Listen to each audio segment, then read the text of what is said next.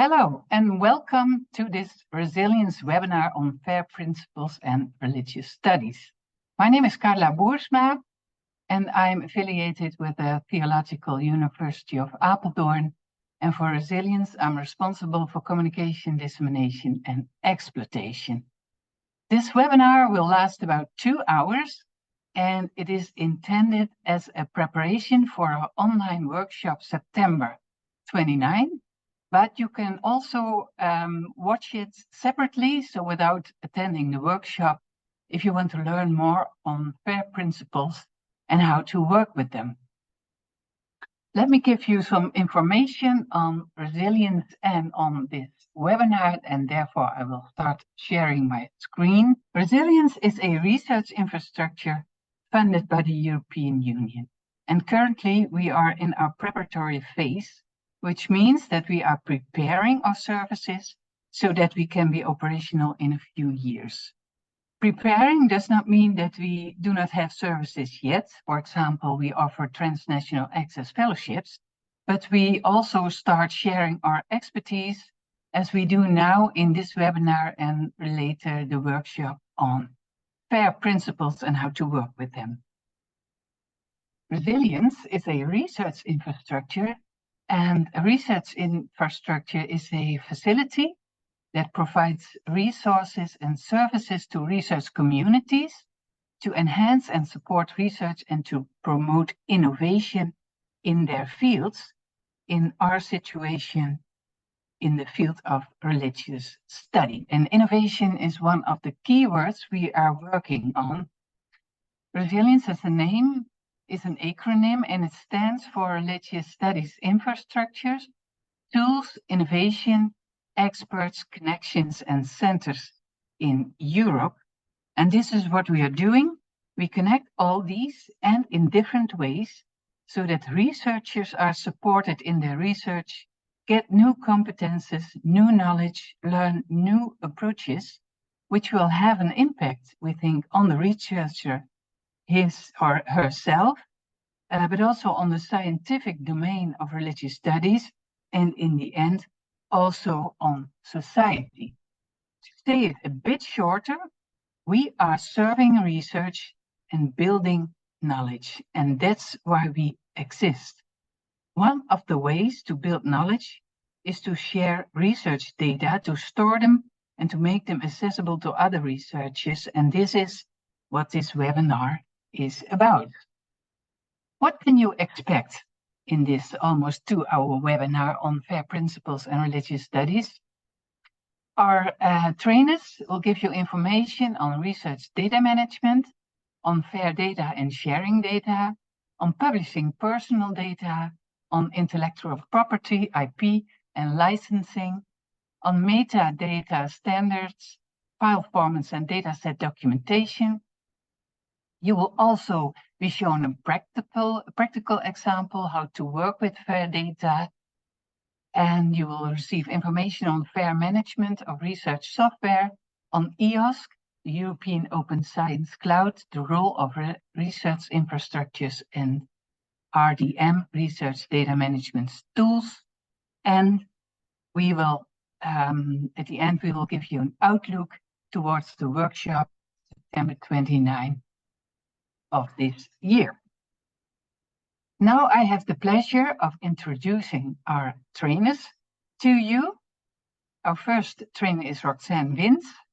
Roxanne is Innovation Manager at LibSK Leuven, and in Resilience, she's one of our executive directors. Welcome, Roxanne. And then we have Michiel de Klerk. Michiel is also working at LibSK Leuven, where he's mainly working on setting up research infrastructures and on research supporting services. And his field of expertise is FAIR data and how to work with it. Our last trainer or presenter is Federico Alpi. Federico is affiliated researcher at the Foundation for Religious Studies in Bologna. And Federico, as said, will give us a practical example on how to work with FAIR principles in the daily work of a researcher. Well, Let's start with the webinar. Roxanne, may I ask you to begin? Yes, thank you, Carla, for the introduction.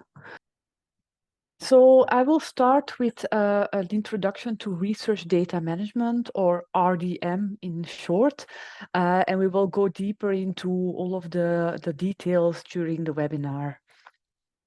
So what is research data management? Well, research data management contains all the practices, processes, and actions to make research data of high quality, but also sustainable, accessible, and reusable for yourself, but also for other researchers in your field. It concerns the organization of your data, the documentation of your data, but also your storage practices and aspects such as dealing with ethical and legal aspects, publishing and sharing of data. On the right of the screen, you see the research lifecycle. This is a simplified version. You have more elaborated version, but every research project usually goes through those steps. Of course, you always start with a research proposal or a research ID. And in this phase, what is part of research data management is usually the writing of a research data management plan. This is more and more required by funders, and we will go into this a bit more in detail during the webinar. This research data management plan takes into consideration questions of how you're going to deal with your data during your project. What kind of types of data will you be collecting? What kind of formats of data will you be dealing with, such as images, video material, sound recordings if you're doing interviews? Will there be ethical and privacy issues related to that? For example, if you're doing interviews of people with different religious affiliations, this is considered as being privacy sensitive data. You need to take proper actions to do that. So during your research proposal phase, it's already good to think of how you're going to deal with your research data during your project, so that the collection of the data when you start your project goes well, and that you can also take proper measures of organizing your data on your file storage location and so on. You go on in the life cycle with working on the data. Let's say you've collected archival documents for your research. Of course, these archival documents, they might have been scanned by you or have been scanned by the archive and been provided to you. You will have to rename them and organize them so you can easily browse through your data during your research. And also you might have to do some data anonymization, because there might be some person names and personal identifiable information in that data that you might want to hide if you want to share it later on. So these are kind of examples of research data management during your project. More examples will follow during the more detailed aspects. Rather new in the life cycle, perhaps, is the archiving and especially the giving access to data. So of course, when you collect the data during your research, such as manuscripts, scans, images, archival documents, and you also made your own research notes, you might have done annotations or transcriptions of the data, you usually store them for yourself on the short term, but also sometimes on the longer term, because you might have some ideas on future projects working with this data. And this is the archival part, but what is quite a recent evolution in research data management and in open science is the sharing of this data with other researchers. This sharing is done through research data repositories, in which you can publish the data together with metadata so that other researchers can find and interpret the information and know how to work with it. And it also results in new data citations, so that not only your publications can be cited, but also the underlying data. This might still be very abstract, but we hope that during the webinar, this will become more clear. Now, you might be saying that, well, I don't have any data. So here are some examples of data in religious studies. They, of course, can be your primary and secondary sources, theoretical documents, but also your bibliographies, critical editions, but also the annotations you make yourself. If you're collecting archival documents and so on, chances are you're doing close reading, or you might even be doing some processing like optical character recognition and handwritten text recognition so that your data becomes machine readable. Well, all of this is the generation of new data. So you have your primary and secondary sources, but you also create new data during your research. all of your notes, all of the enrichments you do, they are new data, and all of the conclusions you make, they are new data. A data set in religious studies is rarely created from scratch, and you usually use existing materials such as archival documents to work on, and you add your own information and findings to that. And the research builds on different types of available resources from different kinds of data providers and collection holding institutions such as libraries, archives, but even, for example, archaeological objects, iconographic features, and so on. So it can be quite diverse. Those are the sources you work with. And the images, the two images on the left, those are those traditional sources, a library catalog, and then on the second image from the left is a library catalog where you have optical character recognition, so machine readable access, so you can search through the text. And then the two examples on the right, those are more already the research data that you've added yourself. For example, you've done text encoding, annotations, transcriptions, and so on, using the text encoding initiative, which is a standard for that kind of work. Or you've created a spreadsheet in which the original metadata of the sources you've used have been included, but also your own notes and findings are being added. So these are some examples of data in religious studies. Of course, there are many more diverse than what I'm just showing here. So why is research data management important? It's fundamental to high quality research and also to academic integrity. I think we all know of some examples we've read in the press where data has been falsified. For example, in social science and psychology research, and data has been falsified to come to findings that are more impressive than they might have been. And this is not about making human mistakes. Everyone can make them. This is not what this is about, but it is really about showing what kind of data is underlying to your findings, to your research publications. Research data management requirements are set more and more by research funders in the form of having to write a research data management plan. And then also that your data needs to be kept a number of years after your research as kind of a proof underlying your research output, your publication. This can be 5 years up to 10 years, depending on the funders. And then also another requirement that's being added more and more by funders is that you have to publish the data in a trustworthy data repository, at least the data that underpins your publication, your research findings. Here are some examples from funder expectations. Horizon Europe, the European framework for research and innovation. In the proposal writing phase, you already need to answer some research data management and FAIR related data and open science questions.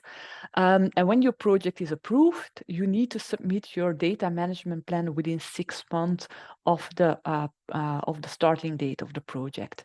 Then you have to make sure your data management plan is kept up to date, and at the end of the project, you have to submit your final DMP to the European Commission portal.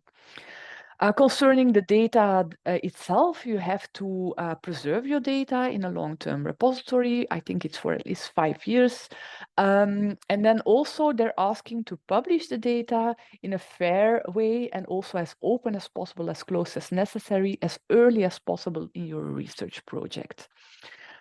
For the Flemish funding organization, from where I'm from Belgium, from Flanders, their researchers have to answer 5 research data management questions during their proposal phase.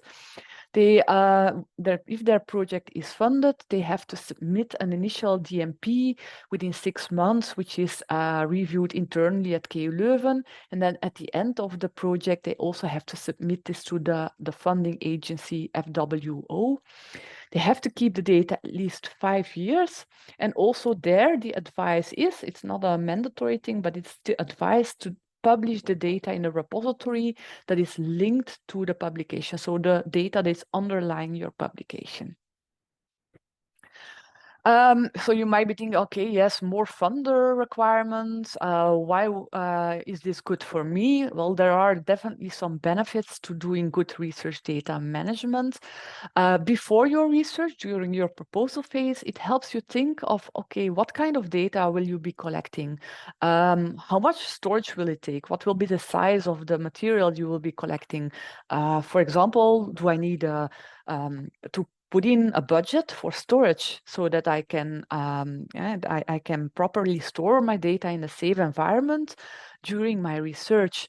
Do I need some licenses for data processing? For example, if you're going to collect archival documents and they have not been OCR'd or HTR'd, optical character recognition, handwritten text recognition, for making it machine readable so that you can search through the document. Well, if you want to add a license for doing that or a budget for doing that, it is good to think about it during your proposal phase, that at least you have this in place when the project has been funded. During your research, it's also of benefit because if you collect the data and structure it in a proper way with good file formats and folder structures and so on, you will be able to find your own data and in a more efficient way. But also, and think if you have thought of good storage solutions, it's not the best practice to store your data on your own laptop. If your laptop is stolen or crashes, you lose your data. So it's good practice to store this on a cloud device, preferably an institutional offered cloud storage, such as an institutional OneDrive or an institutional Box solution. But there are other solutions out there, of course, as well. This is also good because it will prevent data loss. So these are the benefits during your research, or at least some examples of during your research.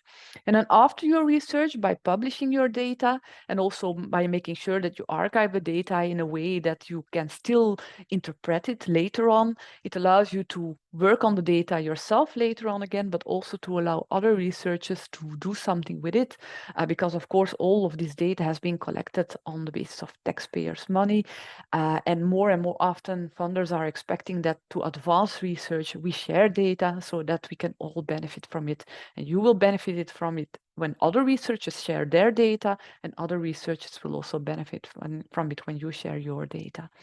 So these are the principles of good research data management practice. And now we go over to Michiel, who will share more on fair data and data sharing.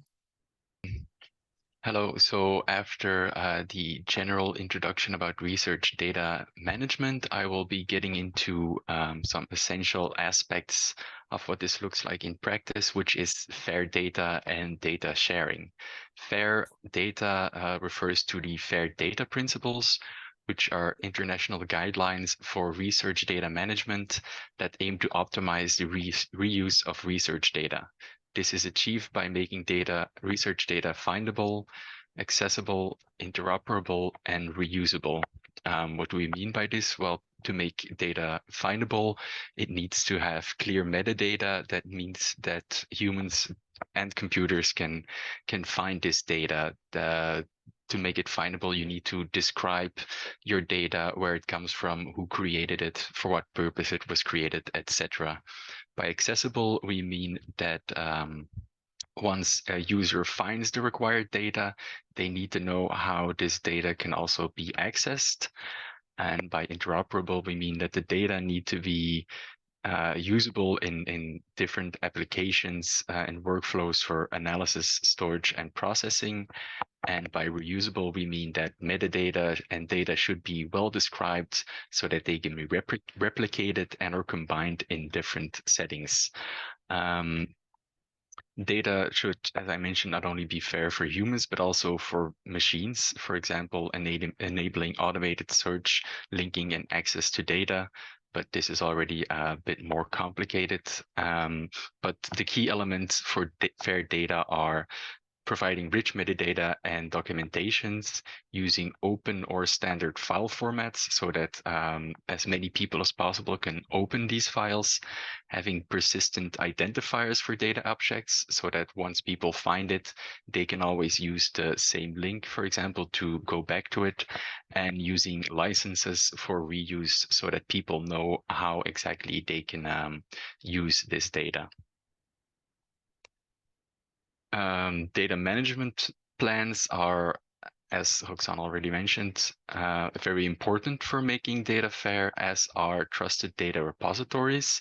And some of the advantages of this, using these repositories and making your data fair, is that the possibilities to replicate research are increased, that you have more and broader means to share knowledge and to refine previous research, that this increases efficiency because you avoid undesired duplication in a generation of data, meaning other people don't have to do the exact same thing again to recreate this data.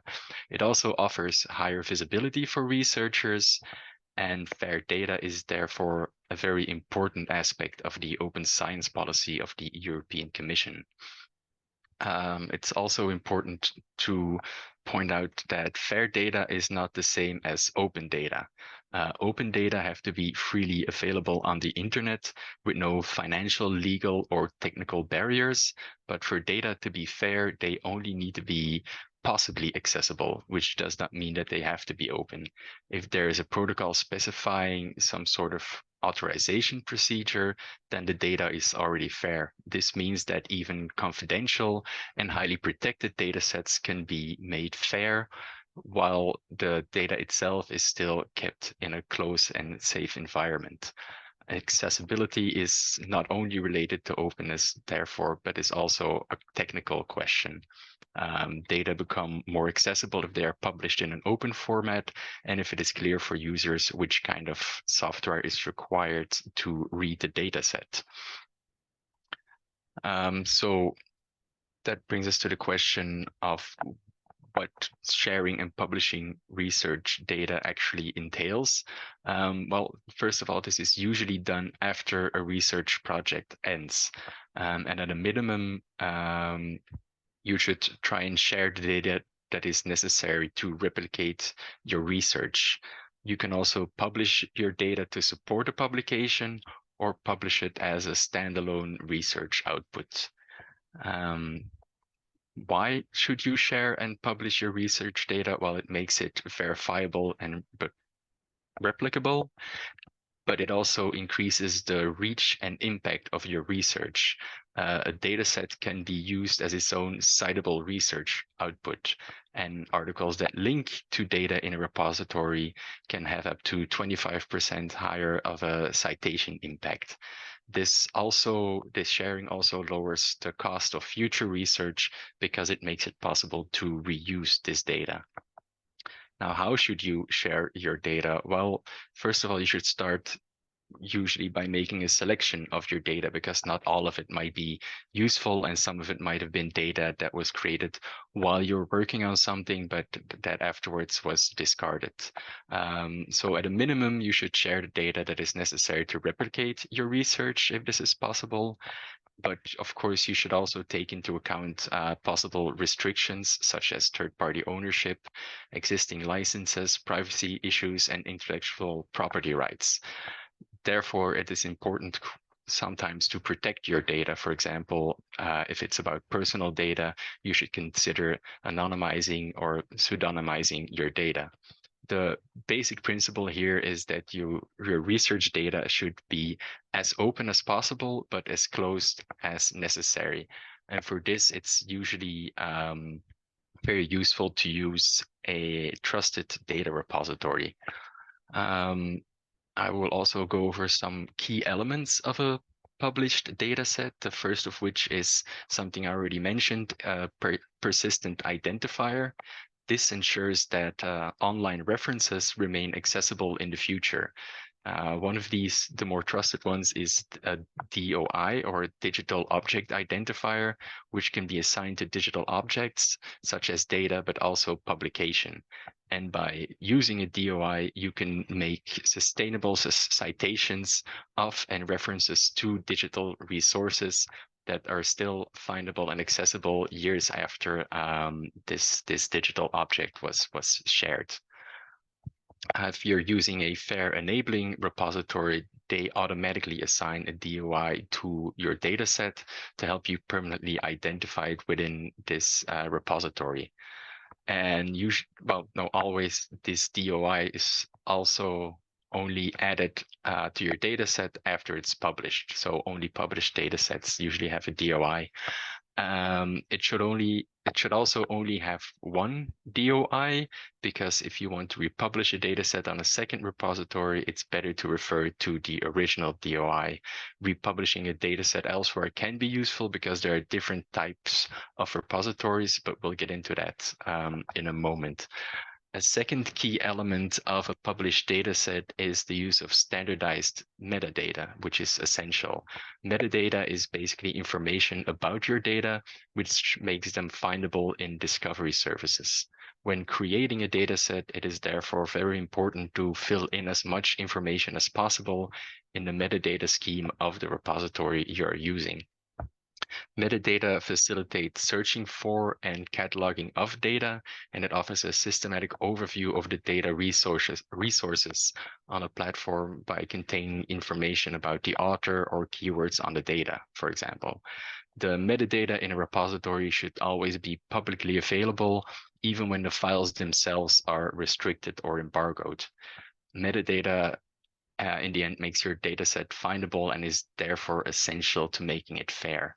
Another key aspect is clear licensing or clear terms of use, because other people need information on how they can reuse your data. In order to give certain rights on data to users, it's important to specify in a license what users are or are not allowed to do with the data when you make this available.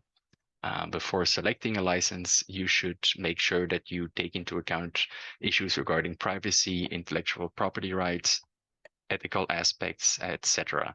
If you reuse existing data, you need to check if you're allowed to make the data available, and or if there are any restrictions which you need to take into account.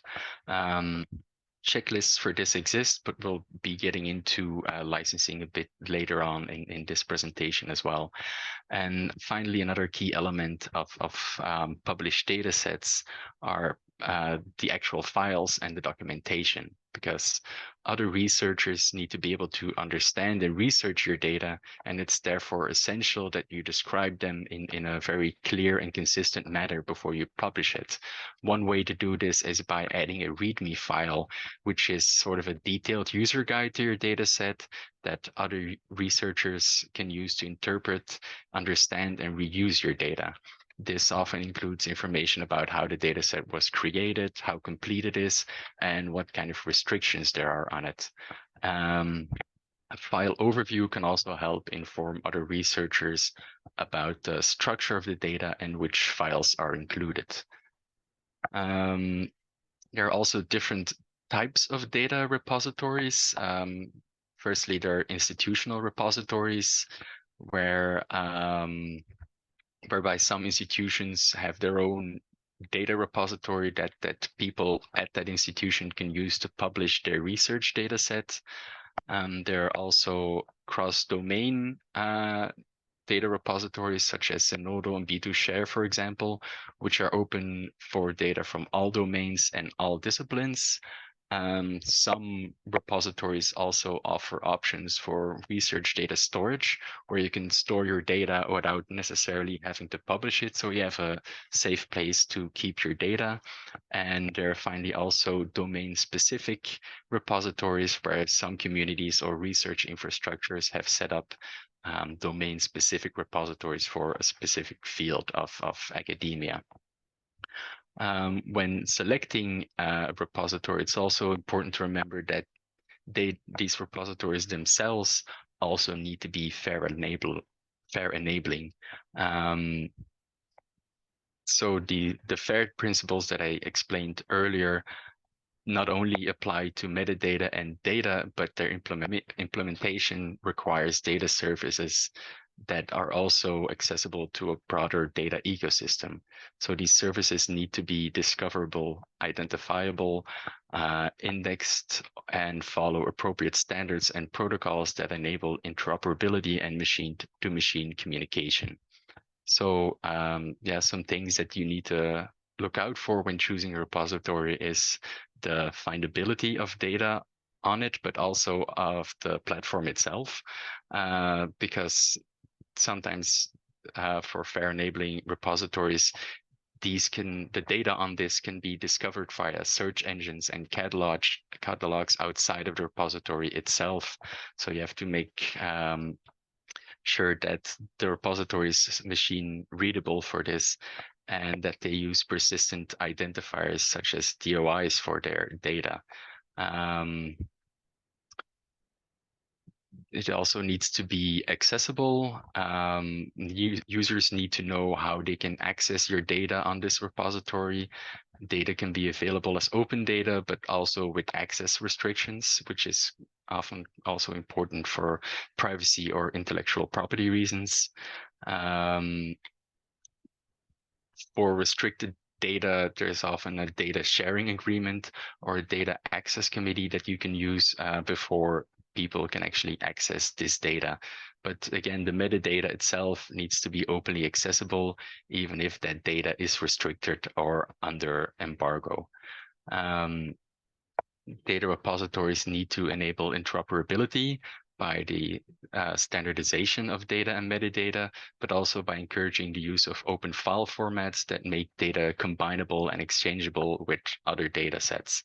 So open standard file formats are encouraged to make data interoperable.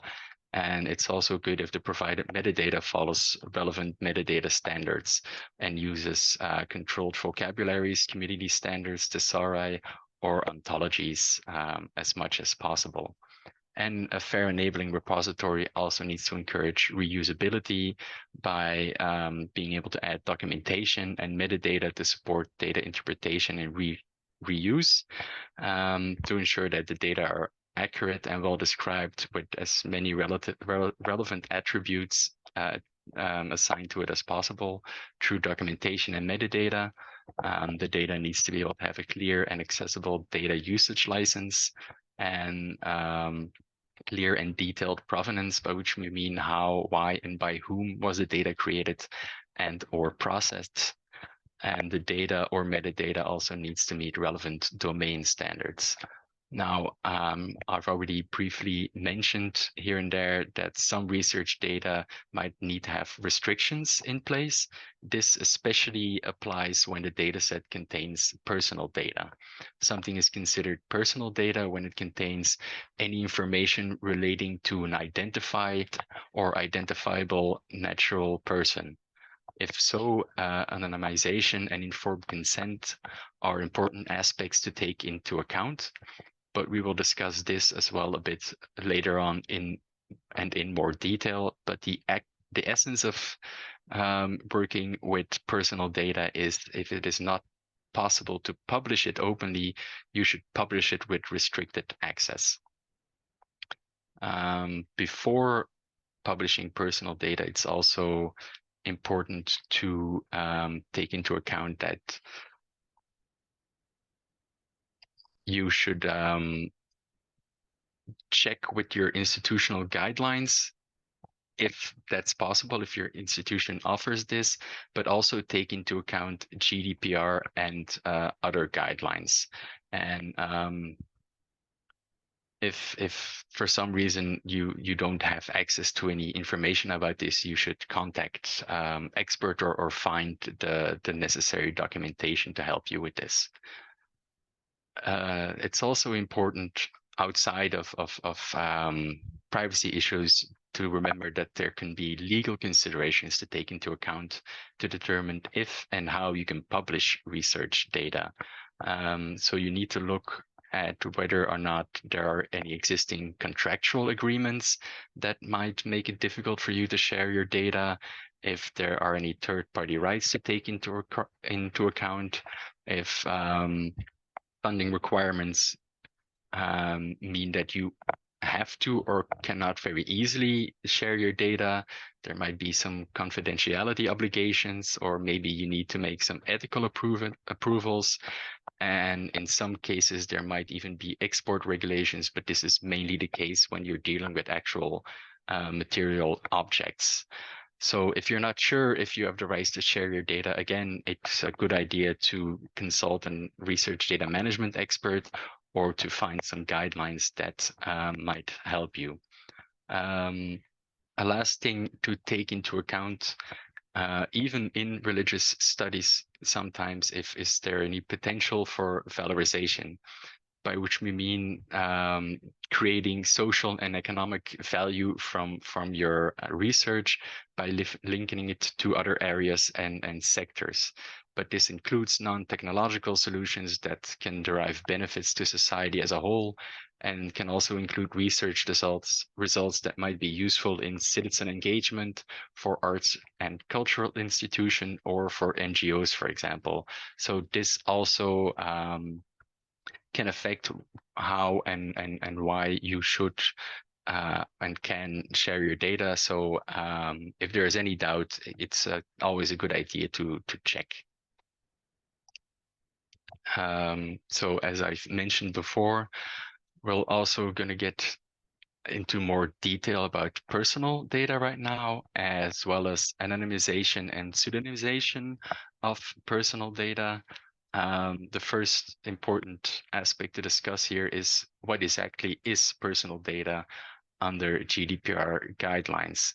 Well, this is information relating to an identified or identifiable natural person, which is sometimes also referred to as a data subject. Now, an identifiable person is anyone who can directly or indirectly be identified by reference to an identifier or a combination of information such as name, and this includes pseudonyms, contact information, CV and occupation, an identification number, location data, an online identifier such as an IP address, and other aspects that are specific to physical, physiological, genetic, mental, economic, cultural, or social identity. Now, what is considered processing of personal data under GDPR? Well, this is any operation really that includes personal data, from collecting it, recording it, storing it, altering it, or disclosing it. As a general guideline, you should take measures to safeguard the safety and confidentiality of personal data, and only use or process data if it is really necessary for your research. You should always ask yourself, do I really need this data for my research? So how then should you handle personal data while doing research? Well, that also depends on different categories.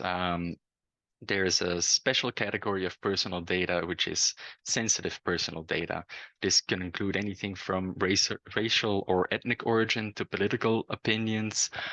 Most importantly, in the case of religious studies, also religious and philosophical beliefs, trade union membership, and sexual orientation. Which might be relevant if you're doing contemporary research in religious studies. So it's always important to remember that special sensitive personal data are subject to additional protections and limitations. And you should really think about how to handle them. And for that, the principles of anonymization and pseudonymization are very important. Now, what do we mean by this? Well, synonymous data is data that's only identifiable with additional information, such as a coding key. Anonymous data, on the other hand, is no longer identifiable. Now, both of these processes involve removing or editing direct and indirect personal identifiers. This can, however, also reduce the quality and utility of your research data as details in the information are lost. It's also very important to remember that pseudonymized data are still considered personal data under GDPR guidelines. Now, there is a rather wide spectrum between what is considered identifiable pseudonymous and anonymous data.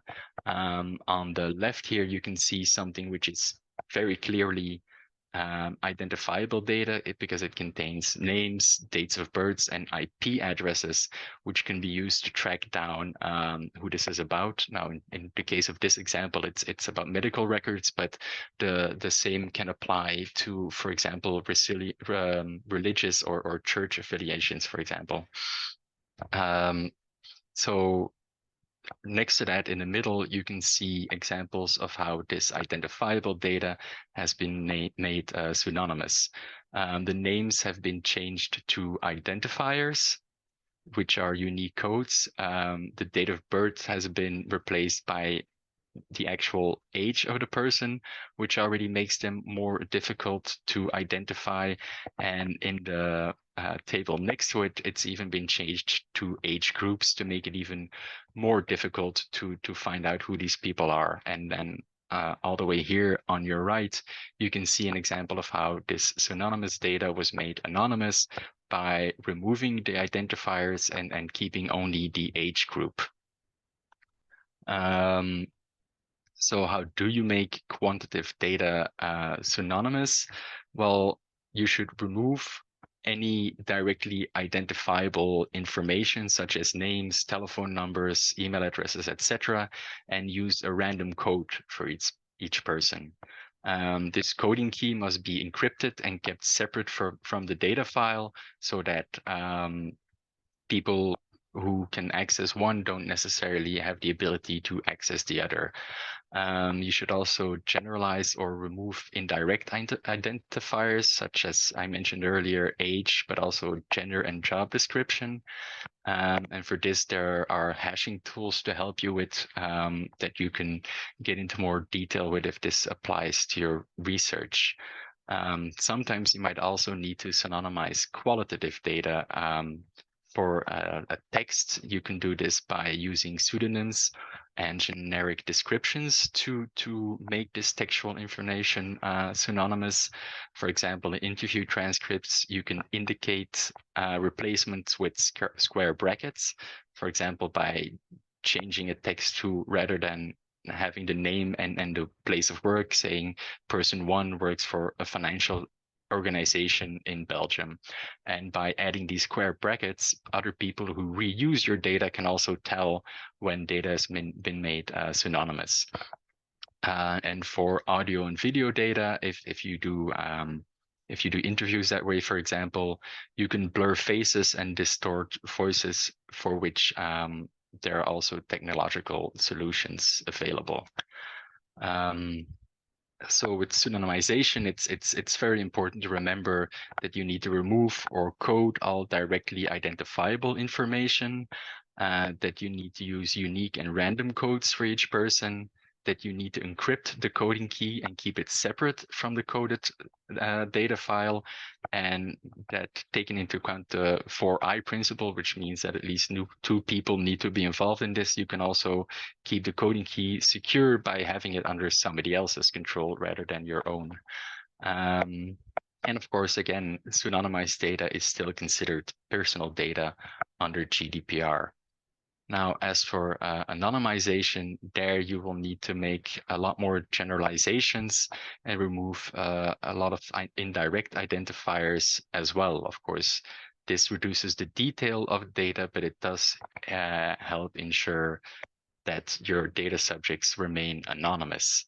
As said before, you can change the age to an age group, or you can change, for example, affiliation to a specific religious organization to something more general. You should also take into account that this means sometimes hiding outliers in your data, and that it makes your data less detailed, but this is sometimes a necessary price to pay for anonymizing your data.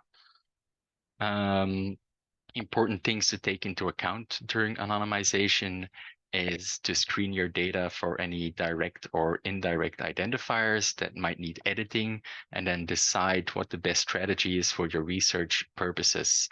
Data can only become anonymous if they are anonymous to everyone, which means also to the person who owns the original data source.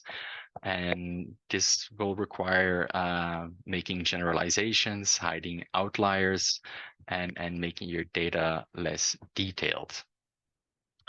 Now, outside of handling personal data, there are also things, restrictions to take into account when it comes to intellectual property rights and licensing. In order to give certain rights on data to users, it is important to specify in a license what users are allowed to do with the data when making it available. And before selecting a license, you need to make sure that you check whether you have the right to share this data and that there are no legitimate opt-out reasons, such as privacy, which we discussed earlier, but also intellectual property rights and ethical aspects, etc.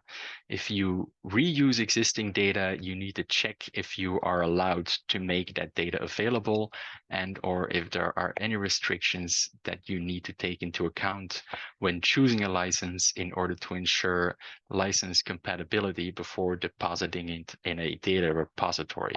For this as well, if you need further help, you can always, if your institution provides one, contact an expert or help desk, or look up further documentation yourself.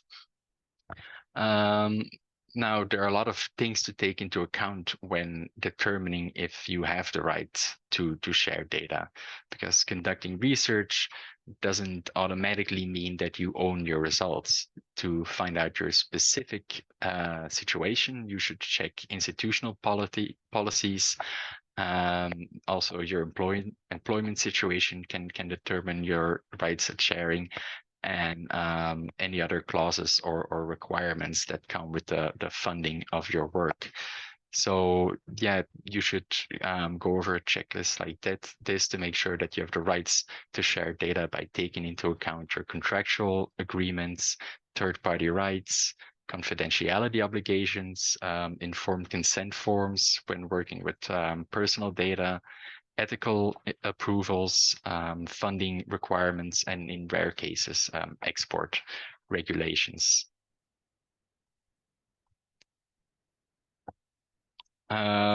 So how do you determine ownership for licensing? Well, you should look at the intellectual property rights of the data you use.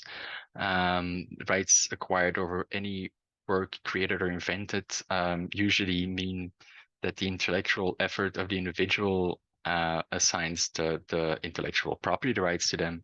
This includes copyrights, patents, trademarks, design layouts, etc. But it also depends on who's the owner of the data.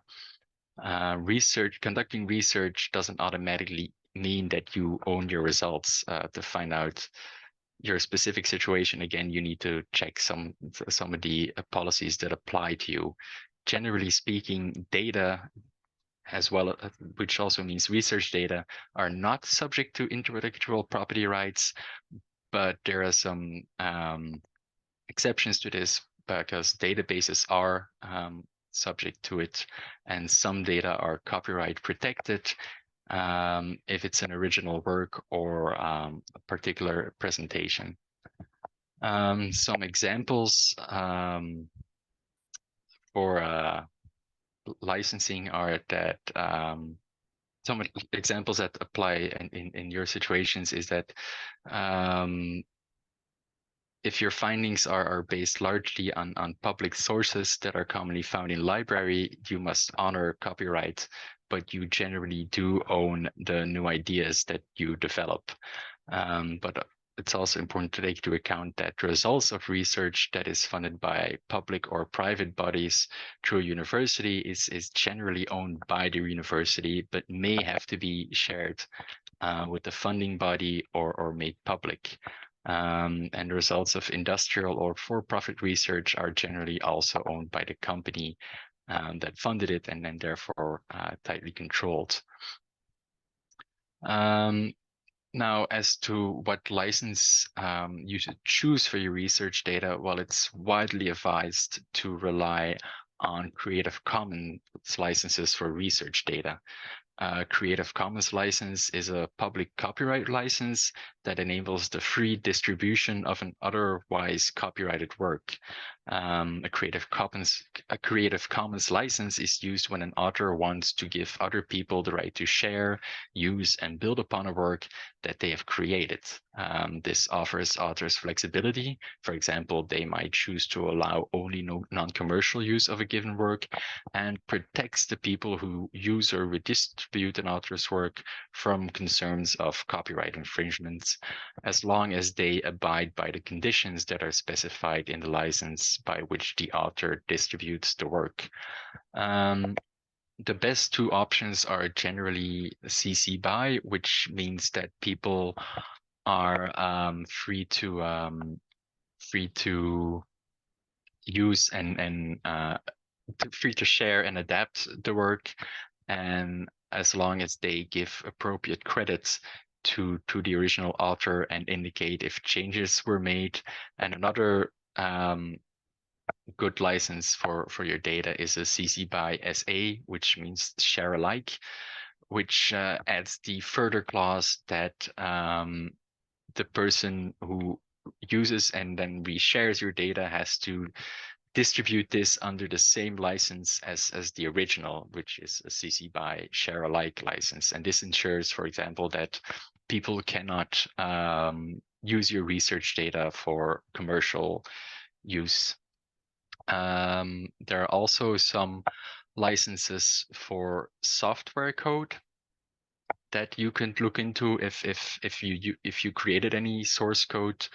And these are software licenses that were approved by the Open Source Initiative. One of them is a copyleft license, in which the source code derived by a user from the original code can only be made available under the same license.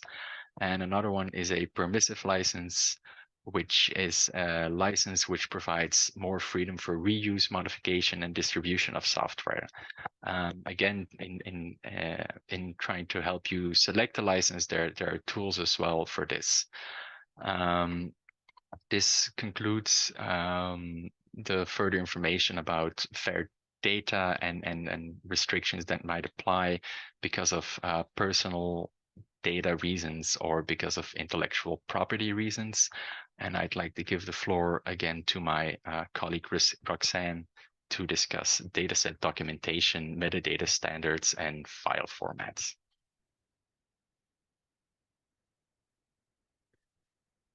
So what is dataset documentation?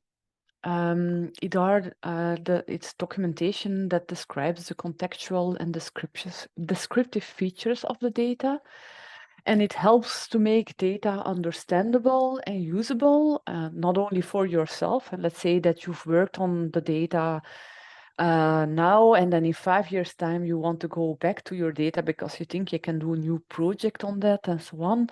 Of course, in 5 years' time you might have forgotten how the data was structured, where it came from, how you collected it, what kind of processing and additions you made, and so on. So those kind of data documentation is helpful for yourself, but it's also helpful for others, like your PI, principal investigator, that needs to be able to understand your data. And then, of course, in relation to fair data sharing, findable, accessible, interoperable, reusable data sharing, it's also important that other researchers that might want to work with your data know and understand understand how the data was structured, collected, what kind of metadata formats were used, and so on. So this is really an important part. So what does it mean? Contextual information can be the data collection methods. For example, you have visited several online catalogs from libraries and archives and created a search strategy on those platforms to find the information that is of relevant to the topics that you're researching, to the information that you're looking for. Well, of course, it's interesting to log those search strategies so that you know how you've made your selection for each of those platforms that you selected as being an important source. This can be something. Another thing can be, okay, how did you go about the data collection? Did you go through the pages one by one and downloaded then, for example, the images and the metadata that were available on those platforms? Or did you write a script and did data scraping so that you collected hundreds and hundreds of data files in an automated way? And then, of course, also there, it's important to share this kind of information on how you collected the data. Other kinds of data, things that are relevant in data documentation are the types of processing you did. For example, if you've collected manuscripts and books, but they did not have a machine-readable copy, and you've done some OCR, optical character recognition, or HTR, handwritten text recognition on them to create a machine-readable format, well, this is interesting to list as well. Other kinds of processing might have been named entity recognition, in which you extracted all of the place names, people names, organization names from the text to be able to create your network analysis in a more efficient way on a larger data set than you would in a manual way. These are the processing methods that are important to include in your data documentation. For example, listing what kind of softwares you used, if you trained your models, if you made improvements to the results and so on, and how you went about it. It can also be about the metadata standard that you've used for creating your transcriptions and annotations. For example, you might have used the TAE format and you might have used a certain encoding because in TAE there are a lot of variations. Text Encoding Initiative has a lot of variations. So you might have used a certain encoding to include references to that one and so on. Or perhaps you've not only done the transcriptions yourself, but you've used the help of citizens called citizen science for helping you out with transcriptions. Also, then it's interesting to see what kind of tools you use, methodology you use, if there was additional checks on the results of the transcriptions made by citizens and so on. So these are examples of context about the data that you might want to include in your dataset documentation. So it concerns the documentation on the study and the data level. And it's very interesting to create this documentation as early as possible within your research project and that you update this regularly during the different stages of your life cycle. For example, if you're using a certain metadata standard or you're creating your own metadata elements because you could not find a standard that's suitable, it's important to register that what the metadata elements that you added mean, to what standard they might refer and so on, so that not only you know what you talked about, whether you've registered, for example, measurements in centimeters or millimeters, and what is the height, width, and depth, for example, and that you have this information clearly in your own file so that later on you know how you've registered it and you don't make mistakes when you're adding new data to it, but also for your PI or your colleagues and which you are collaborating with. This is important information. So it's important to do this already during the stage of your research, and it will also help you think about, okay, how can I improve my data so that I can work with it more efficiently. And it does not mean that your data methodology, data management methodology cannot change during your project. This is definitely possible. If you write a proposal, things will probably be different in practice. That's not a problem, but that's why you have to do a regular update during the different stages of your life cycle.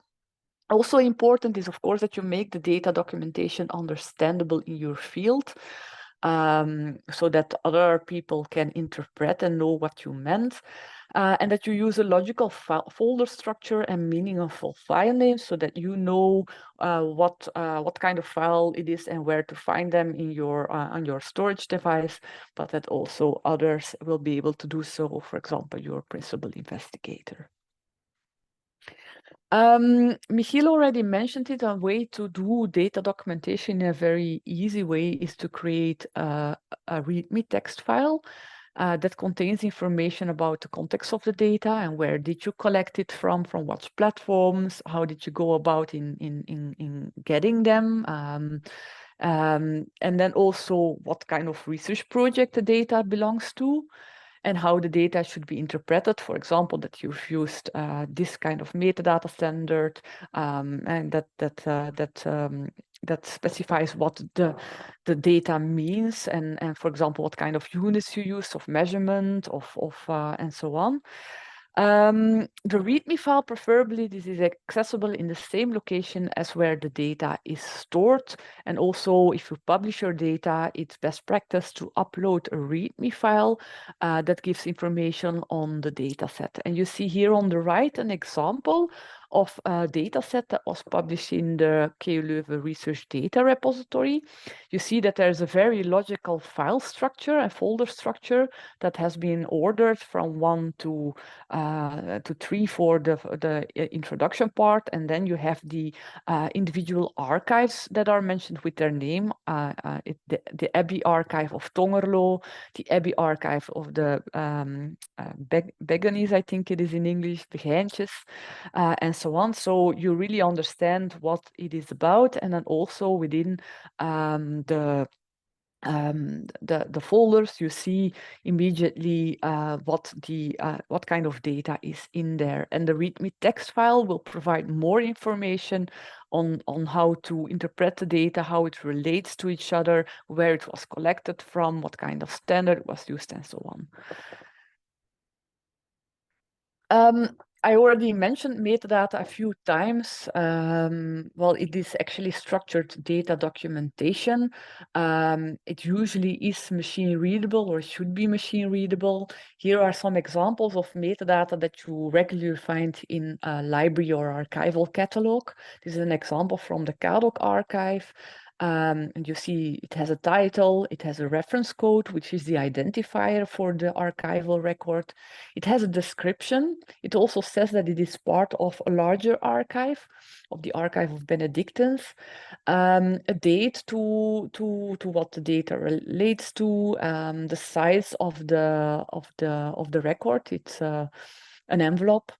What kind of rights are attached to that? So that's also important if you want to know, if you use this data for your own research and you want to know if there are any rights, that intellectual property rights that are attached to that. If there would be, you would have to mention this as well and use it in a proper way. For example, if it was CC BY, you would have to say that it comes from the CADOC archive. And it's always best practice to say where your data comes from, even if it's just in the public domain, but you don't have to in that case. So in this case, it says there are no rights for looking into that and for accessing the document. It says the source is from the CADOC archive. And then this is how the top print screen is from how you see it in a catalog, but often these catalogs always offer a way to download the information in a structured format like a CSV or an Excel. So what you see in the screen on the picture in the bottom, you see the first row contains the metadata. The second row contains the data itself. So really metadata is structured data documentation. I already also, and there's metadata and there's also metadata standards. Standards are developed and maintained by organizations, and they're really a strict set of metadata elements that can be used for describing data. Very widely known standards in the domain of humanities are, for example, Dublin Core. You also have domain-specific standards in libraries, for example, MARC, which which is not very user-friendly for researchers, but it is a standard. In archives, you have standards such as EAD. So in your work, you will dealing with a lot of standards, and also it's best practice for you if you are creating your own descriptions, annotations, and so on, if you can, to use existing standards, because at that point there is already metadata documentation in place, and you can just refer to the metadata standard documentation, and you don't have to write down your own metadata element documentation necessarily. It's very best practice to follow commonly used standards within your research community, or also sometimes fitting a system or a research infrastructure. If you would be using a system, a library system, then of course it would be best practice to use the library standard. And you can find standards in registries such as fairsharing.org, where you can search on the subjects and can find related standards. This can be metadata standards for describing your data, but it can also be vocabulary standards. For example, for subjects, Library of Congress subject headings is an example. Or here you see the history and sciences of religious vocabulary that you could be using, so that you don't invent your own keywords, but that you base your keywords or subjects or categories on existing standards. And this will all make your data more fair and especially more interoperable and reusable, because other researchers will be able to look at those standards, have all of the documentation in place, and also make it more machine actionable. So a summary, metadata, and documentation, it refers to all the efforts to document and standardize your data. So please, it's very good idea to always include a README text file, so that it gives all of the information on your data, how it was collected, how it is structured, what kind of processing was done on it. It's also a best practice to use controlled vocabularies, such as existing keyword lists,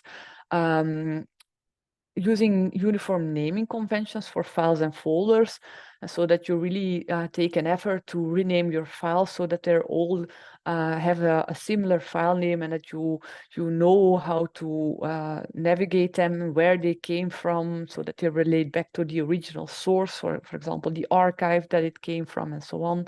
And then also your folder structure can help with that. Using unique identifiers for your data, Michiel already mentioned it. If you publish in a trusted repository, you will usually get a unique persistent identifier, such as a DOI, a digital object identifier, but can be other persistent identifiers as well, such as handles. And this DOI will always refer back to your data set. So it's really a unique way to identify your data set that is related to your research. Then also using a versioning system is interesting, and so that you don't accidentally overwrite your own data is of course always a good idea. I think everyone had this at a certain point, that they accidentally overwritten a certain file. So a versioning system and a software can usually help with this already. If you use OneDrive or Google Drive, which is not necessarily the best example because it's a commercial system, but there are definitely solutions within many organizations in place. So metadata in practice, I already mentioned that many of the library and archive catalogs you use during your research kind of generate metadata that you can export as documentation, and that you can use to build your own extensions on. For example, this is from the same record that I showed before, from the CADOC archive. You can download the file, the metadata file with all of the PID and information, the title, the source provider, and so on, all of the references in an Excel file. And the same goes for many of the instruments you might use. For example, if you've went to the archive and you've taken pictures of certain archival documents, well, you probably will have a date and time. Often today, even those cameras have GPS information, you'll have resolution information and so on. This is all relevant information to be added as data. Online survey tools, they will have respondent codes, IDs, and so on to really make sure that responses are unique and that you can use this as metadata in your descriptions. If you publish your data, the data part of your research in a data repository at the end of your research project, for example, then usually those repositories will have standard metadata there for describing the data set. A DOI, for example, digital object identifier is created by the system, and this one you can use to put as a reference in your publication so that your publication references to the data set that's underlying. You can give the dataset a title. Of course, you can say you are the author, but also other authors that have collaborated on the dataset. You can make a link usually to the related publication so that there's a link between your publication and the dataset, which is very interesting, of course, also for references and for the integrity of the research.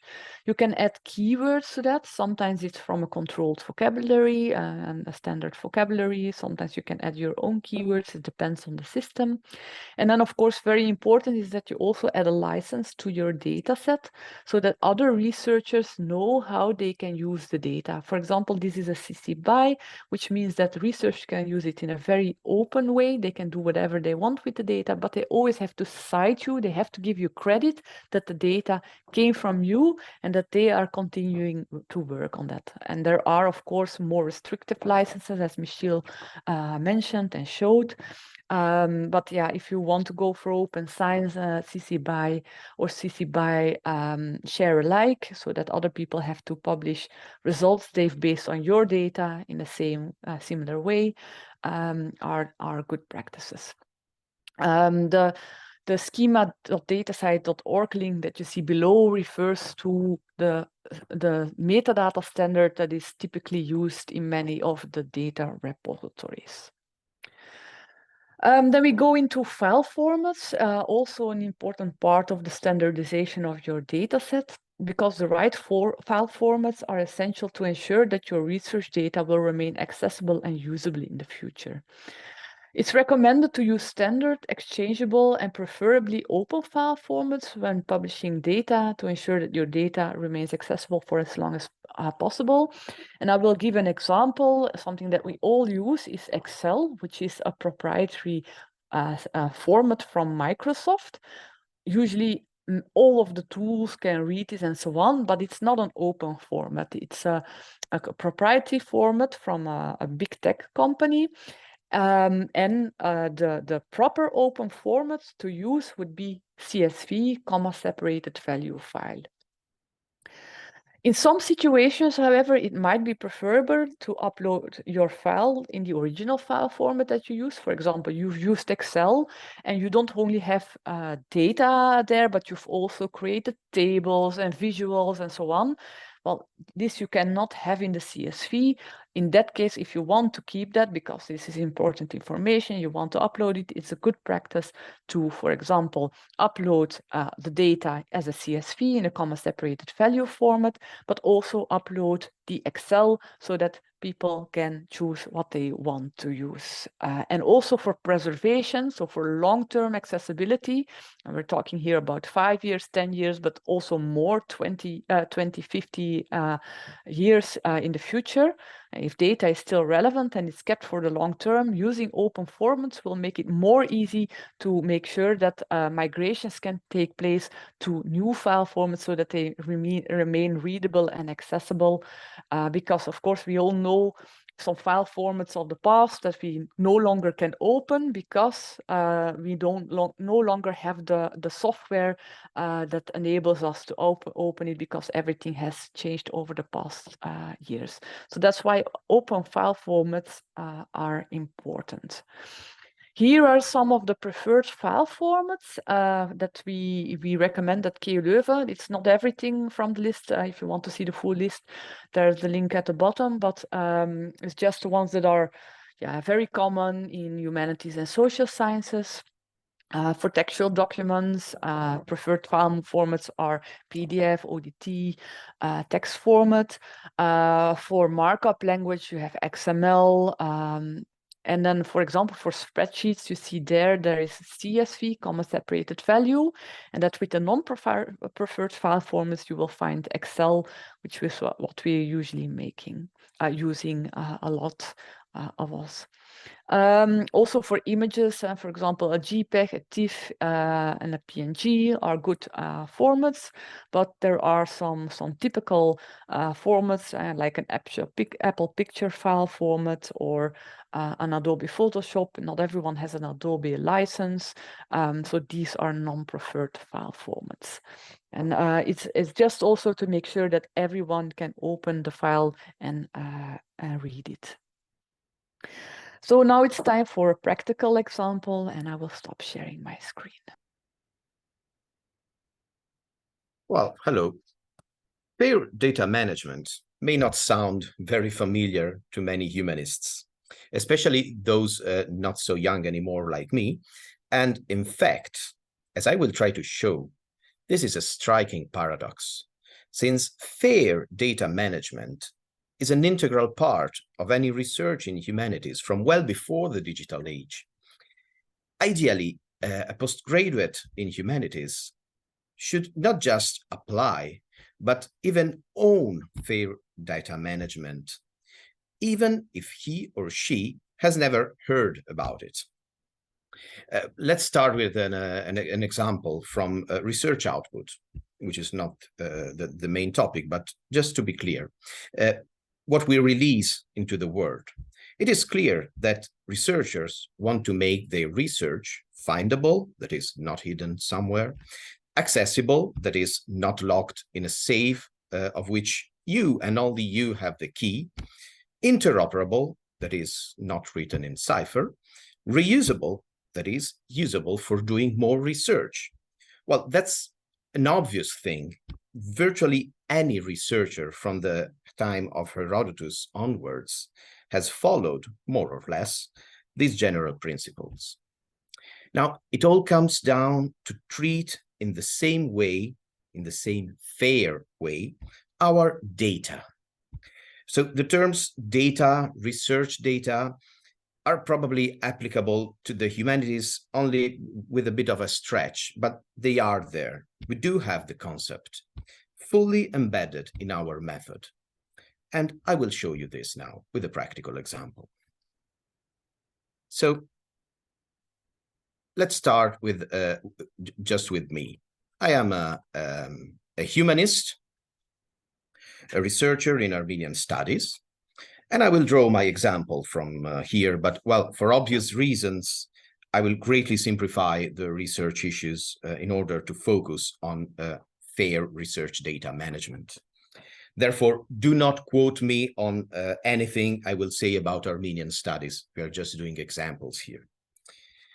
So, well, from my studies at the university, etc., I know that scribes of Armenian manuscripts used to add some notes at the end of the manuscripts they copied, writing at least the date, the place of copy, the year of reign of the most prominent religious authority of that time, usually the patriarch of the Armenian church, the so-called Catholicos, or something like that. You see this in a translated example.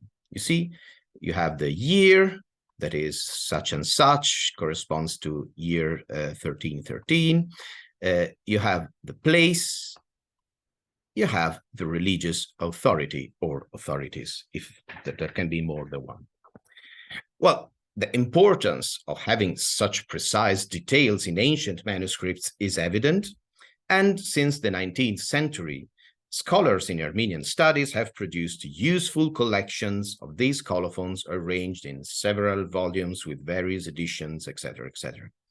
Now, let's say that for for a research, in order to write an article on the Armenian church history, I need a database of colophons, of notes like this, where I can see which person is named as the reigning religious authority, in which place, in which year, etc., etc. So, well, the task in order to do this is pretty simple. I will have to take the several volumes. You have an example here, but I will use others. The several volumes that collect colophons, these sort of notes of Armenian manuscripts, then select the period I'm interested in and note down all the details that are relevant to my research. Well, here is the point of fair data management. Note down all the details that are relevant to my research. Which are these details? Well, of course, as we have seen, the place and date of the colophon and the name of the reigning religious authority, because it was what was interesting for me in the first place. Well, I will also need the identification of the manuscript from which the colophon, in which the colophon appears. And of course, I will also need to specify the book, the printed source, the volume collecting the colophons of Armenian manuscripts that I used to pick my data. So in this way, of course, if I need to double check a note, a colophon in the future, I will be able to do so quickly and without too much effort. And also, even if some friend or senior expert or the principal investigator, as we have seen earlier, or colleague or whoever else wants to use my data or double check that note that I laid down, they will be able to do so much more easily. This, in fact, allows me to remind a simple truth of research that we have already heard, and which we all know deep inside. The future me is just another colleague, yet another person. I'm sure you all can relate with that feeling when you come back to something that you did years ago and you say to yourself, well, what did I do there?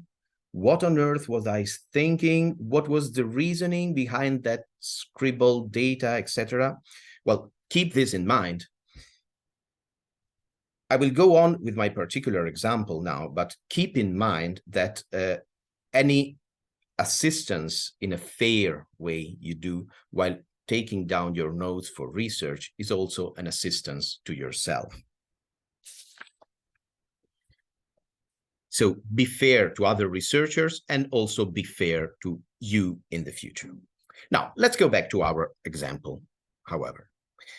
We said that I have to write down some notes to make sure that I or anyone else I want can reuse my work in the future. So where do I write down these notes? Well, I can write on paper, of course, but, well, to make things easier, I might start thinking to use a computer. Now, let's see, I just open a normal word processor file. So what do I need? Well, the source of my data, the collection of colophons, the printed book will be the source of my data. And then for each note, each colophon, I want to write down, well, the manuscript. Then I will write down, well, the place, some monastery in Armenia or whatever. Then I will have a date, a year in, let's pick the 14th century for this research example, okay? 14th century. And the name of the religious authority mentioned, which is what interests me in my research. So it will be some Armenian patriarch, bishop, or whatever. So in practice, the data will look a bit like this. So I will have the source of my data, which is this book. And then for each colophon, I note down, well, the manuscript, this is number 102, the place, this one in Cilicia, the date 1306, and the name of the religious authority, and so on and so on.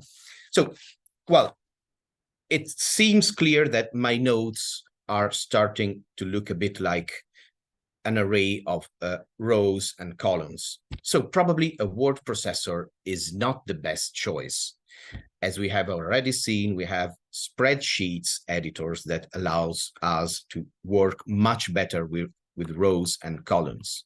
So we'll just drop my word processor and use instead a spreadsheet editor. Let's use, in this case, this one. And here we are. Here are my entries in the spreadsheet. Now I can, of course, add all the rest. But now, take into account that once, well, as you see, the data structure is the same. But once I have added all the rest of the data that I need, I will not put all of that because that would be a bit burdensome, but just a bit more like this, okay? Well, now that we have all this data, I filled up all the things that interest me, etc., etc. We can do a lot of things with this data. I'm able to do things that I couldn't do on a word processor or on paper. I can, for instance, arrange it by date or by place name, by number, whatever I want. For instance, let's say that we want all the columns arranged by number of religious authority. We sort it. That's something every spreadsheet editor does. Yeah, okay, we want it sorted by name of the religious authority, and here it is. We want to undo that, and back we are, etc., etc., etc. Just an example. But this already means that my data is already much easier to explore for future uses in the future. It is much more accessible and even more reusable. This, for instance, can be exported as a CSV file, that things you have heard earlier. And this is valid, this interaction you can have with your data, remember, not only for your colleagues, but also for you in the future, when you will want to do something else with the data you collected for this from these colophons. Now, as my data continues to grow and I become more conscious of what is relevant to me, I may want to reflect on what I'm doing by arranging all these data. For instance, you may have noticed that in the column manuscript, I wrote number 102, 124, and so on. Well, this refers, I haven't told you, but this refers to the number of the signature, not to the number of the signature that identifies that particular manuscript, but actually to the number of the entry in the repository that I used. And let me show you this.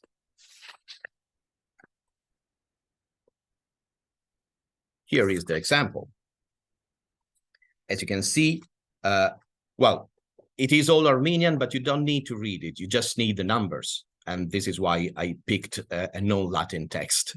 You see, you have the entry number here.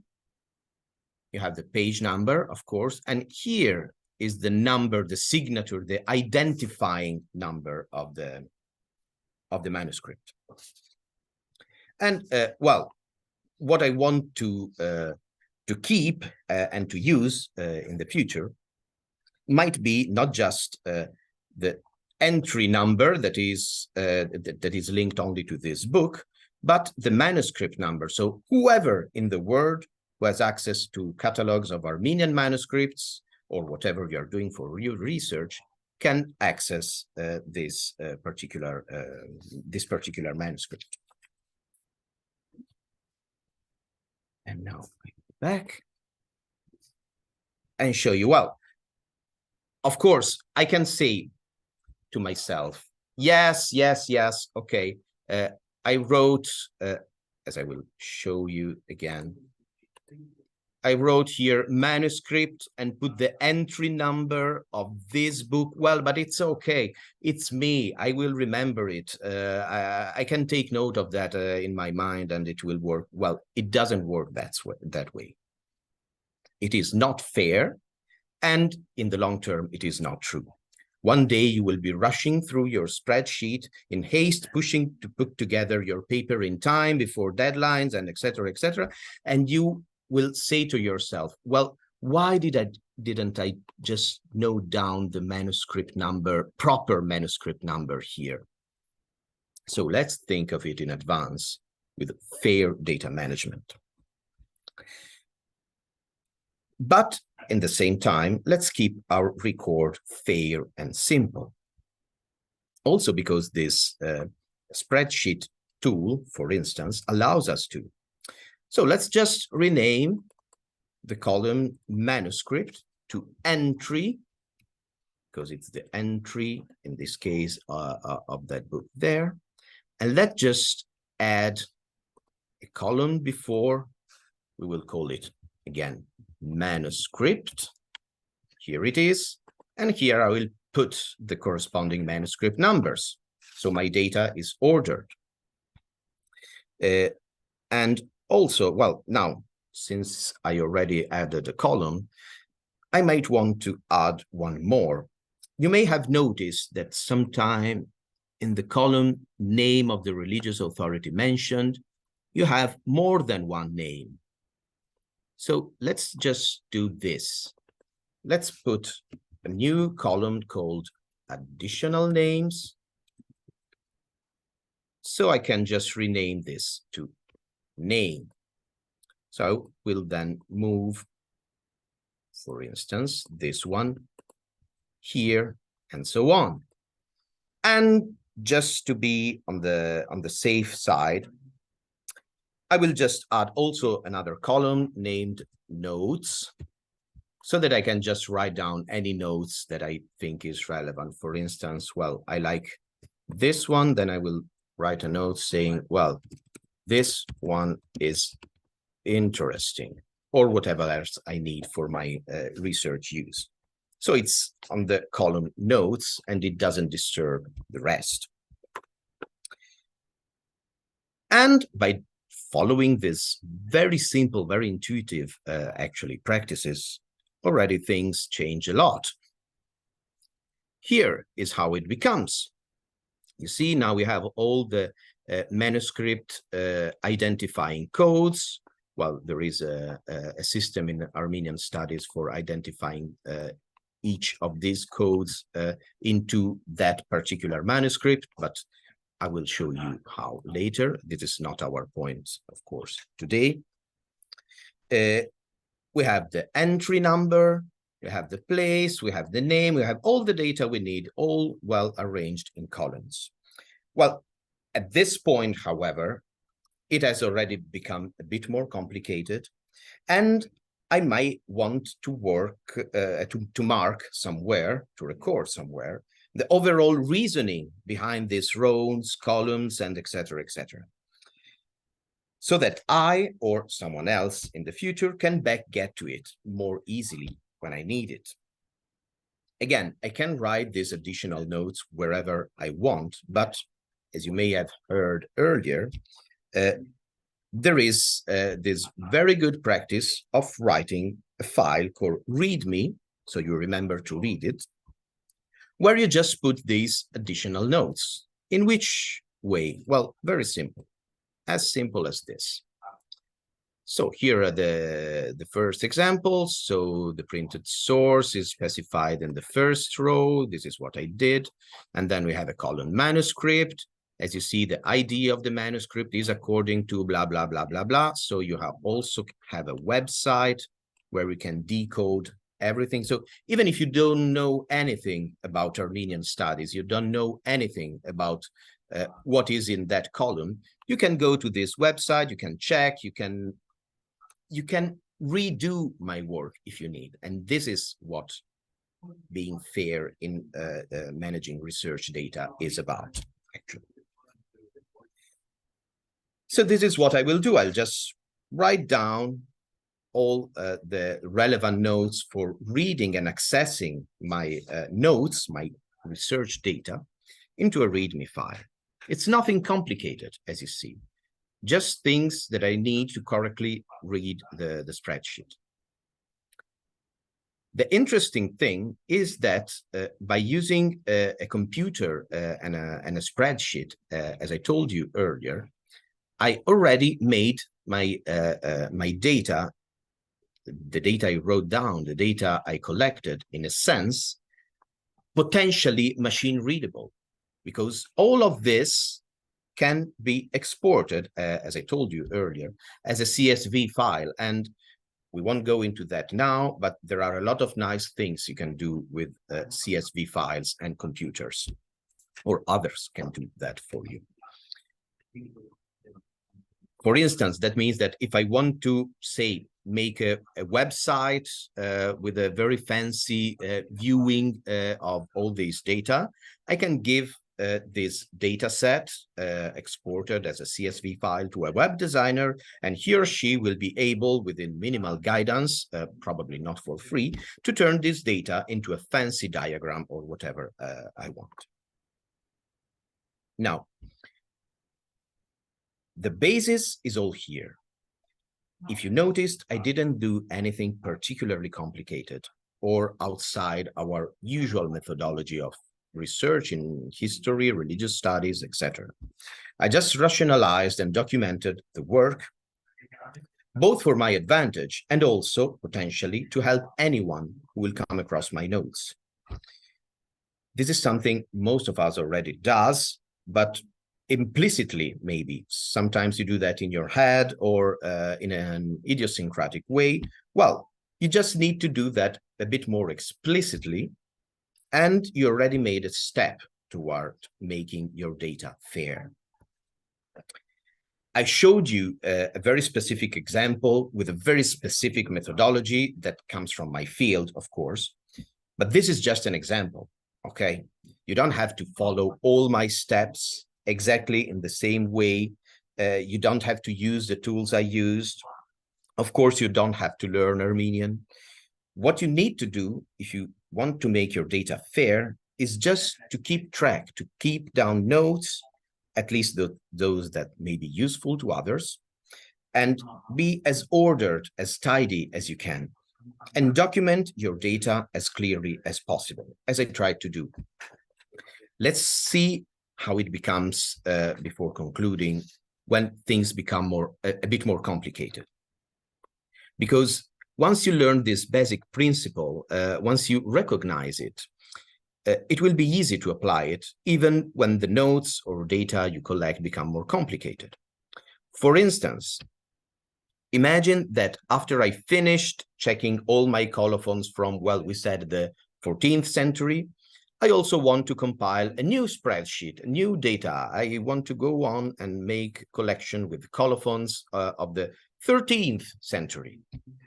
I will just create a new spreadsheet with the same columns and choose a file name that allows me to identify that this is a different century, a different data set. At least that is what I would do. And for instance, let's see, we can call it like this. So, well, I made my 14th century colophons and called it this way, so with the file extension and the file name. So 14 colophons 01, okay. So I remember that it contains colophons of the 14th century, and this is version 1. Let's say that I make, as I said, a new data set with colophons of the 13th century. I can name it like this, okay? So I remember that it is version 1 from the 13th century.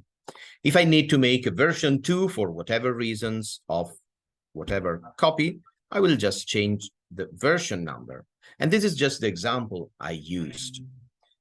I assure you it's better than calling your files research test and then, oh, well, retry and then retry new, this one works, etc., etc.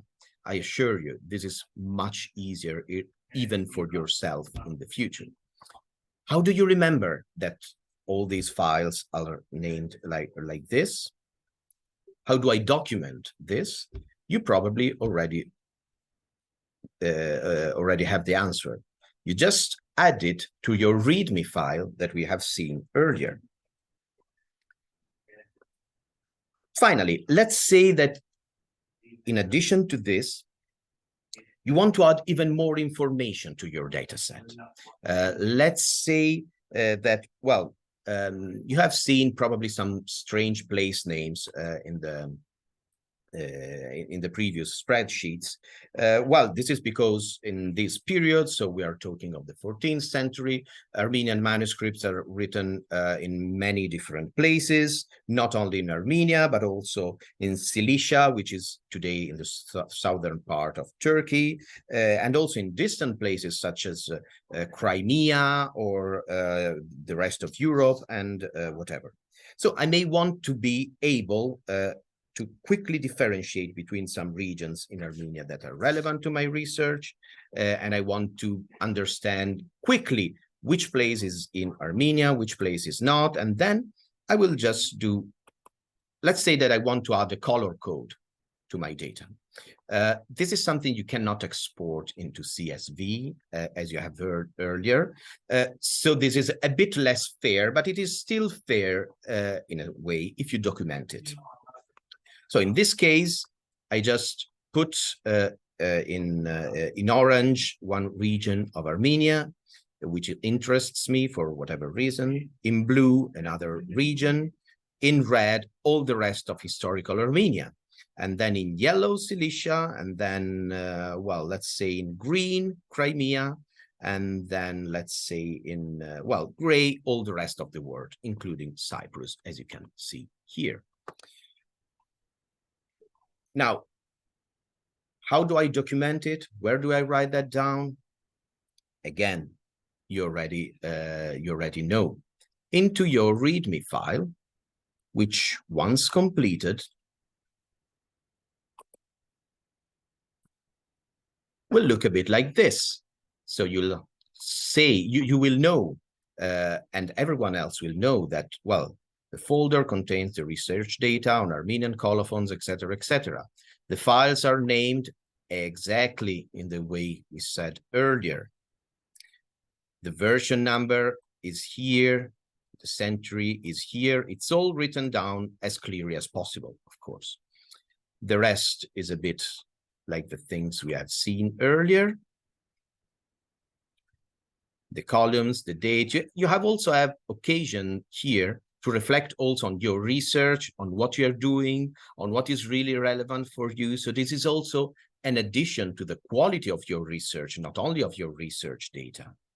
And in the end, of course, we document the color coding according to what I just said earlier. And ideally, and also practically, please do so, it will correspond to the actual data you have. And if you want to be completely fair, as you have seen, you will also have an ordered folder structure, which will look a bit like this, for instance. Have the folder colophons with all your files, your README file, which is the one that I just showed you, and everything will be ready. Will be ready for what? For whatever you want, because at this point, that's it. Now, when you get back to this work after writing completely different papers for years or months or whatever, you will have, or when you have someone to share your research with, or when your PI asks you to check that particular data for that particular paper, well, you will be able to do so without effort, because what you wrote is ready to be findable, accessible, reusable, and interoperable. In a word, fair. Remember, what is important is not that you do everything just the way I did it.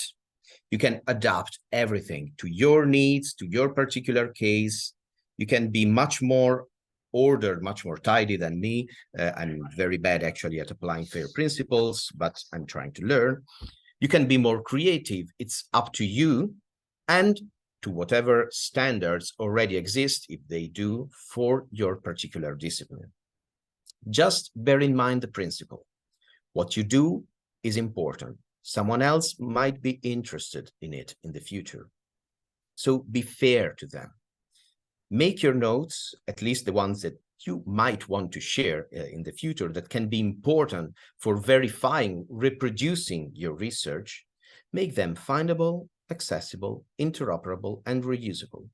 It will be useful to others, but it is also probably something you already do because you know in your mind that, at least to some extent, it is useful to you. Well, this concludes the practical example on research data. Now you will see how also research software can be managed in a fair way. Okay. So after that interesting practical example by Federico about what we've discussed so far about research data management and fair data. And before Roxane introduces us a bit to the European Open Science Cloud and research infrastructure, I'd like to take a short detour to discuss research software management. Now, what is research software management? Well, it's first and foremost a new but unmistakable part of modern research that's used to extract, manipulate, visualize, and analyze data, and thus gain new insights. Researchers not only use scientific software that others have created for this, but are also major producers of computer code themselves by their use of a wide range of research software, some of which are complete software packages, whereas others use pre- and post-processing scripts or statistical analysis code.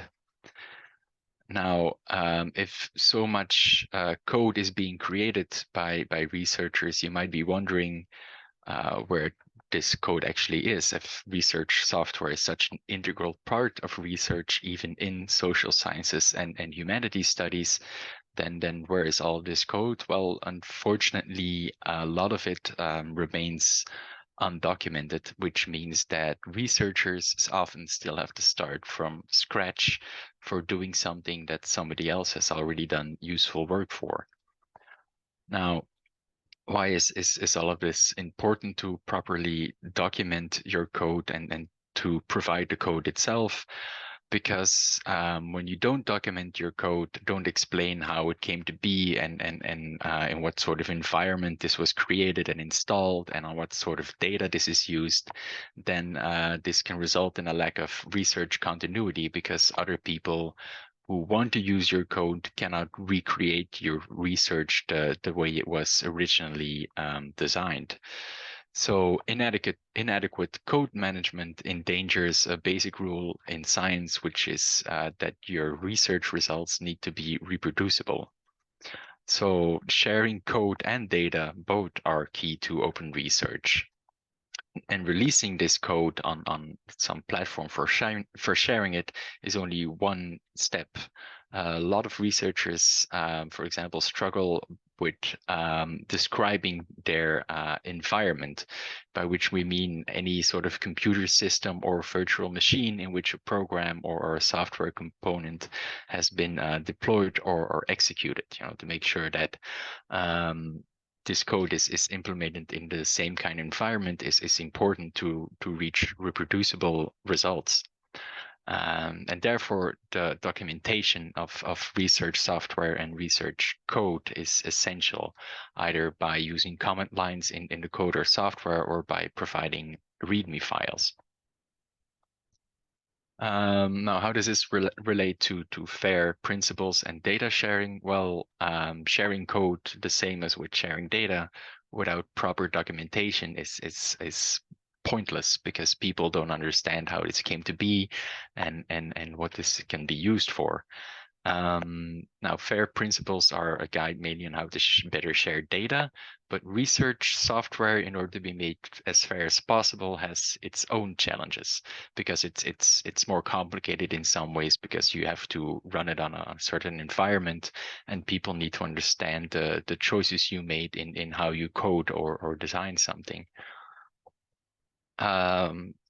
As with research data, there are also several levels of fairness in software that can go from not having any sort of persistent identifier assigned to it to being completely open source and reproducible. Now, the fairest level here is only an ideal, of course, and is not always achievable or not even necessarily desirable by everyone. But we should aim to at least attribute fair metadata to software to make it findable, even if its use is under restricted access. The same thing here applies as with some research data. People need to be able to find it, even if they cannot openly or freely use it. So that's sort of what's being shown in these different levels of how fair software can be, from just findable to very easily findable to openly reproducible. Here are 5 recommendations that you should keep into account when you want to make your software or your code fair. The first, as with research data, is to use a public repository. Of course, here it's different because code can change, and sometimes this can lead to different outcomes.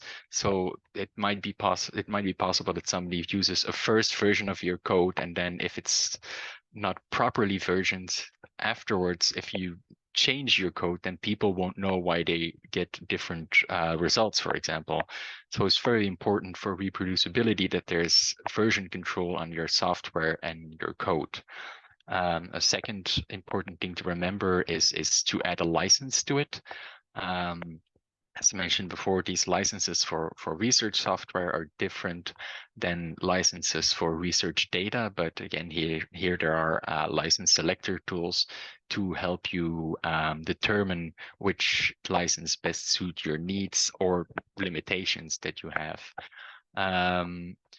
For some communities, there are also community registries where you can register your code, but this might not necessarily be applicable to you. It's also good if you enable citation of your fair software or your code.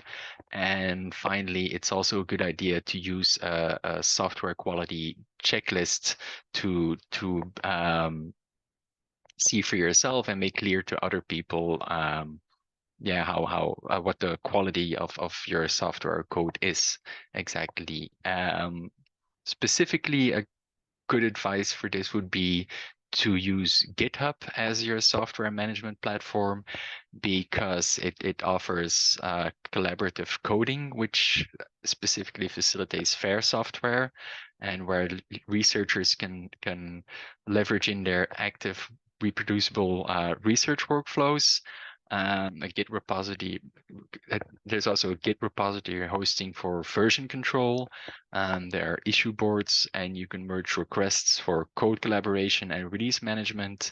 There are also pages for dissemination of research results and for publishing your documentation. And finally, there's also a Docker registry for capturing and sharing the environment. Now I'd like to give the word back to my colleague, Roxanne.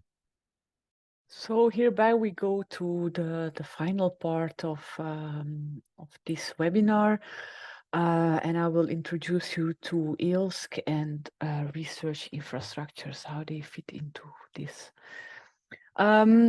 EOSC stands for European Open Science Cloud, and EOSC is to be considered as a European web of fair data and related services for research.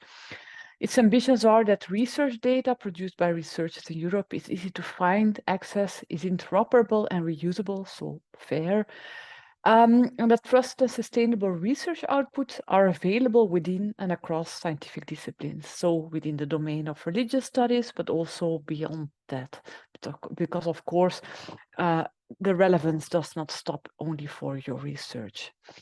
And in order to unlock the full potential of research data, EOSC want to accelerate the discoveries and innovation by sharing the data as openly as possible, as close as necessary, according to the FAIR principles. How do they want to do this? Well, first of all, they want to ensure that open science practices and skills are rewarded and taught, and that they become the new normal. And with the teaching, and we're trying to do our effort today with this webinar. We also, they also want to enable the definition of standards and the development of tools and services that allow research to find, access, reuse, and combine results. And by establishing a sustainable and federated infrastructure that enables open sharing of these scientific results. Resilience wants to contribute to the establishment of the EOSC, the European Open Science Cloud, by providing domain-specific access to tools, collections, and data that are relevant for religious studies, by introducing also new innovations impacting your research, such as the FAIR principles, open science, and so on, by bringing experts together, by creating new connections in research through linking data, people, and projects, and also by building centers of expertise in Europe, so our researchers have access to those. Resilience contribution to the EOSC, the European Open Science Cloud. Well, we provide already access to physical collections via the Transnational Access Scholarship Program. You can find the link to our website with more information. This gives you access to the physical collection holding locations of our partners, but not only to the collections, but also to the experts there at the sites. And this is really of relevance because they know the collections, they can help answer your questions concerning what kind of information is relevant, and they can help you navigate and make your stay more fruitful in going through libraries and archive collections. We also want to provide access to digital collections, and we do this via Ray Research. Ray Research was developed in the framework of the RayRes project, and we're currently in the phase of reworking this infrastructure. It's a discovery tool for access to research to sources relevant for religious studies. And we will do a webinar on this at the end of the year in December. Then we're also providing training and advice through this workshop series that we're organizing. The first is on the FAIR principles, and we will go on with this in the coming months and years. So we are in the preparatory phase. This means that we're still preparing our research infrastructure, and we only have a limited number of services available, but more dedicated services will be added in the future. So please follow us to be kept up to date. Where can you find tools, services, and trainings? Like I said, Resilience already has a number of active services, so you can go to our website. But there's also other portals like SHOC, which stands for the Social Science and Humanities Open Cloud Marketplace. This brings together services, tools, trainings, data, and so on from the different social science and humanities infrastructures that are already been established in the past, such as DARIA, which is the infrastructure for digital humanities, Clarin, the infrastructure for language studies, and so on. And all of their services, tools, data, and training outcomes are shared on this marketplace. And in time, also the resilience services will be onboarded on the SHOC marketplace. It will become visible there, so you can navigate the entire bunch of relevant tool services and training materials. On an even higher level is the EOSC portal. So also EOSC brings together tool services and training, but this is across all of the domains, across all of the research infrastructures existing.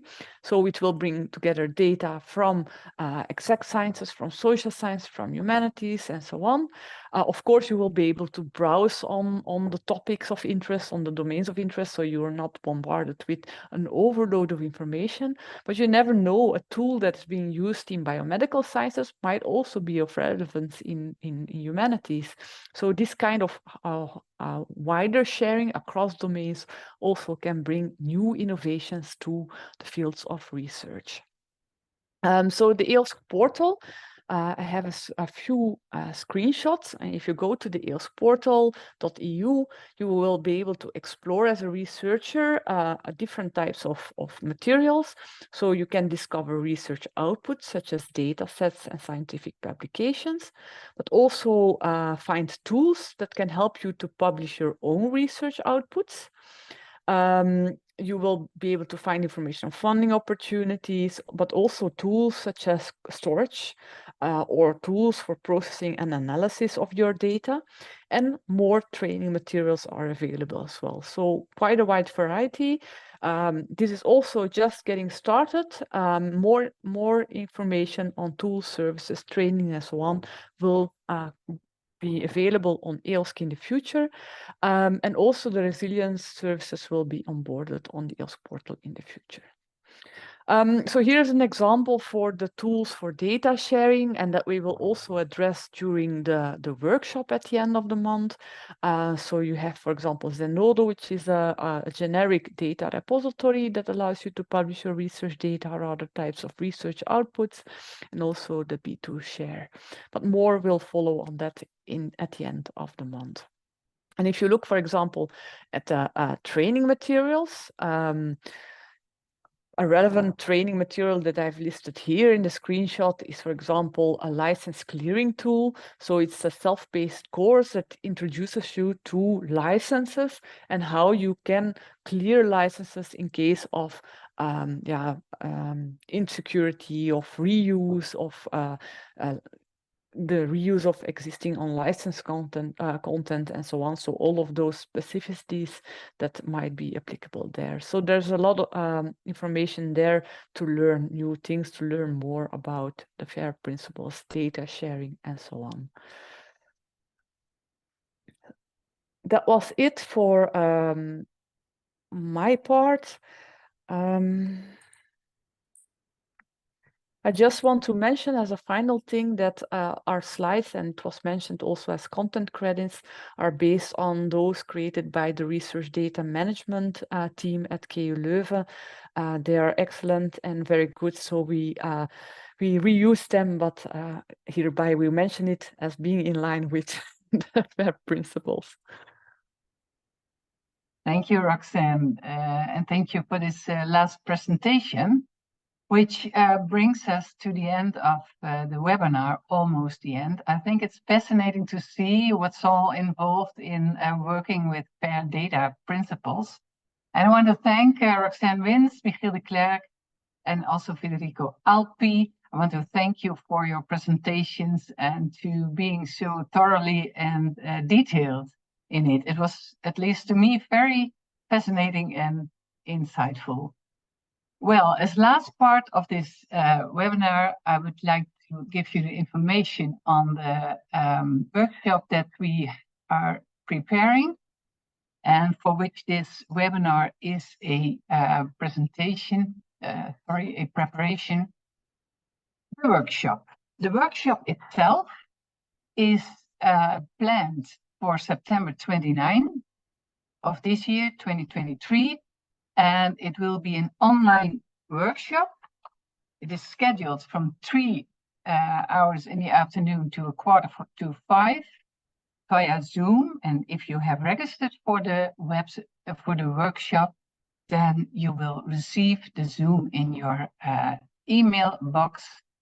It really will be a workshop, so the hands-on aspect is very important. We are going to practice, and our trainers that you have seen will help you in working with your own data set. And for that, for enhancing this hands-on session, you will need to do some preparation. We advise you to watch this webinar and to prepare your own data sets that you can work with during the workshop. And you are also invited to send in your questions before September 21 of this year. This is a new date, a somewhat updated date. Will give you a few days more time to send in your questions than originally we announced it.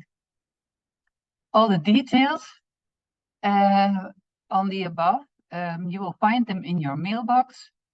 If you're registered, you get an email with everything in it that you need. And then we hope to see you at the workshop. Thank you all for watching this webinar, and I hope it was for you insightful and meaningful and that you got a lot of new insights. We are looking forward to working with you during the workshop, and I wish you good luck with the preparations. See you then.